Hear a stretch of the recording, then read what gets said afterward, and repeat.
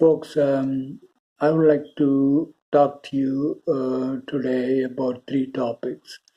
First is about the gurus. After watching my previous video, some of you are asking me, why are you so much against the gurus?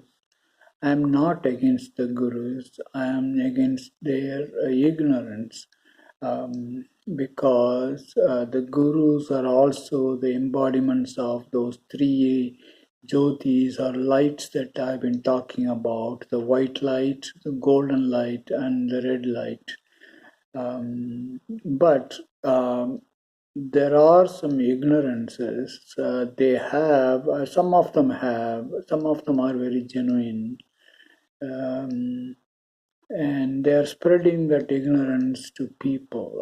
One is, as I said in the previous videos, after a religious leader like Buddha, Jesus Christ, or Rama, or Krishna have disappeared from the physical consciousness, that is the earth consciousness. Some of the folks think that by repeating the words of their religious leaders or explaining them to the common people, they are keeping the spirit of those three or more religious leaders. There are many religions actually, not just three. So that is one ignorance. The other ignorance is that by building huge temples and asking or making the folks to worship that, they think that the gurus think that people can really understand God, and or people can realize peace and happiness, etc. What happens if you build a huge temple and making or cultivating the habit of worshipping those idols in people, is that new religions are born. That is how I understand major religions like Christianity, Hinduism, Buddhism, Jainism, Sikhism, and Islam. They were all born. And the problem is that these religions divide people. As long as you divide people in various dimensions like religion, country, or race, etc., there will be fear among people, because you are afraid of the other side, the other group. So that is a kind of ignorance that people are spreading. The gurus are spreading. That's what I am against. I'm not against the gurus. Second, I want to talk to you about the ignorance about the God. This is another important one. Somehow people are thinking that the reason why, even if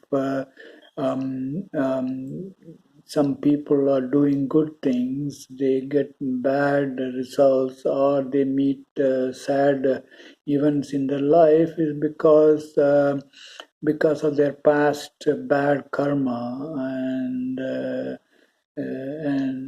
some bad people are getting some good results because of the good karmas that they did in the previous life.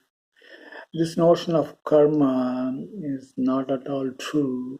And there is nobody up there in heaven in some form judging people that, oh, this person is doing something good, so I should give him or her some good things in his or her life. there is no such entity there.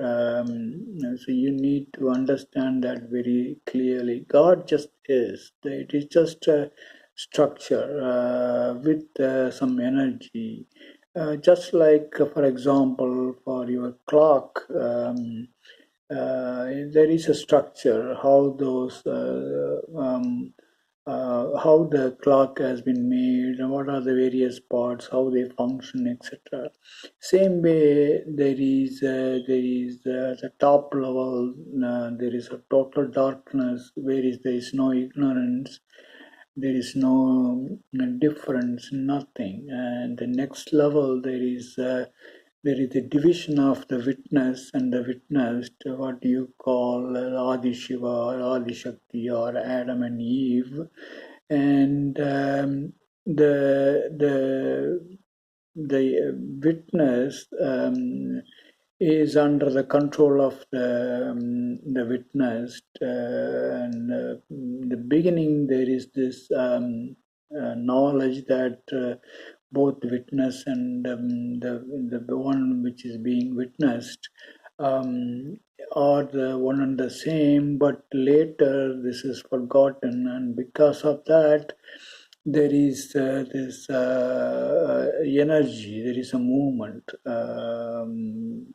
And as I said in previous videos, how this just a simple witness and witnessed becomes the multiple witnesses and the energy around them, because of the fact that is this energy which separated from the witness in the beginning goes out and spreads itself in the space, and it says, I am everywhere.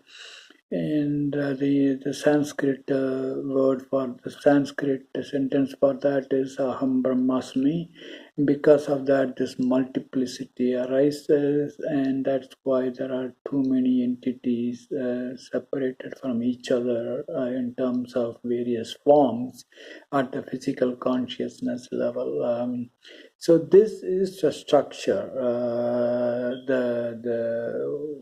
The one which came from the darkness, having three eyes, and that eyes watching those three eyes, generating the three jyotis or three lights, and the three lights going everywhere and spreading and creating the appearance of human beings, etc. This is the structure. And the only difference between just the physical clock and the structure that I've been talking about is this structure, what is called God or whatever, has its own energy, does not need extraneous power. That's the only difference, because when the witness and witnessed are separate, there is some energy, and when they are together, when they merge with each other, then there is no kinetic energy, there is just a potential energy, which is the darkness. That is all about God, the unknown, which I have been saying that you can only realize this when you discard or disown all your mental descriptions that you have learned from various books and also from various people. So I want to emphasize this. Just God is. Then immediately some of the Hindu folks will say, yeah, we know that already. That's what is called Sat. That is existence in our religious documents. But folks, remember that just because this word Sat is there does not mean that you understand or you realize or you experience that. There is a difference between the religious books are saying something and the realizing what the religious books are saying. The word Sat is just the word, and what is meant by that word, what that word points to, is something that you cannot experience in the normal physical consciousness, unless you reject, as I said before, whatever you know about Sat. And third thing is, I would like to talk to you about another important thing. Somehow, people are living as if that tomorrow or the next moment is extension of the current moment. And for example, that you have a job, you have a family, etc., and you have some good amount of wealth, etc., today, and then it will continue tomorrow and day after tomorrow, etc. So they are extrapolating the current situation to a future situation, and then they just continue to live the way that they live today. And when something drastic or something very sad thing happens in the future after tomorrow or day after tomorrow, then they are totally shaken. Remember always that tomorrow is unknown. Tomorrow you can never know about it. So I would suggest do whatever you want to do at the very moment. Prioritize your things that you need to do and do the highest priority. The highest priority is that understanding what is God all about. If you know that, then your focus will be totally on the present, and past will not be able to give you trouble because, as I've been saying in another video, that the past is just an attachment of some events at the mental level to your pure eye consciousness. And I also talked about how to get rid of or unglue or detach those events from the eye consciousness in other videos. If you understand that clearly, if you realize that, then the past will not be able to give you trouble. Then you will have no fear of the future if you realize that the future is totally unknown. Somehow the concept that if we are doing something good today, and you will get, or if you worship God or whatever, then tomorrow you'll be happy is not true, and that is making you to believe that you can extrapolate the present to the future. The future is totally unknown. Whoever it is, the future is unknown. You can never know that with the normal human mind. So keep that in mind. Forget about the future. Just focus on the present and do whatever best you can do. And also never compare yourself with the other folks, because the other folks are also embodiments of those three lights. If you compare and you compete with them, you will only meet misery, because they are also capable. They are also powerful with those three lights in them, as powerful as you are. And if you are competing with them, you will be creating a misery between the two. Just to find out your what the best capabilities inside you, within you, and use that and excel yourself, not by comparing yourself with the other folks. And just see the opportunities in front of you. There is nobody and nothing that is going to come to you except what is around in this world. Seeing the best opportunities in the world around you will allow you to earn whatever you need to maintain your life in a good way. So keep that in mind. I'm sure that many people have talked about this, but very few can follow this or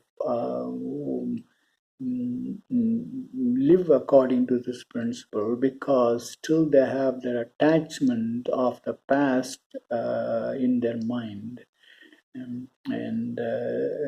Yeah, you have to detach that. I talked about how to do that in other videos. So keep that in mind and live happily. That's what I would like to talk to you today. Folks, be without any ignorance about yourself, about your God. Understand that everybody is an embodiment of the three lights, and there are human beings only from the viewpoint of human beings. Everything is divine. The divine energy is manifesting again in this whole world, or appear to be manifesting in the whole world. When a human being is born, or when something is born, it's always those three divine energies in different combinations are born. So there is nobody like a human being, nobody like nothing like an animal or something like that. There is always divinity everywhere. Keep that in mind. I have explained this, described this, talked about this in earlier videos at length. So please keep them in mind and be happy and be without ignorance. And that is the way to live, folks. Talk to you soon.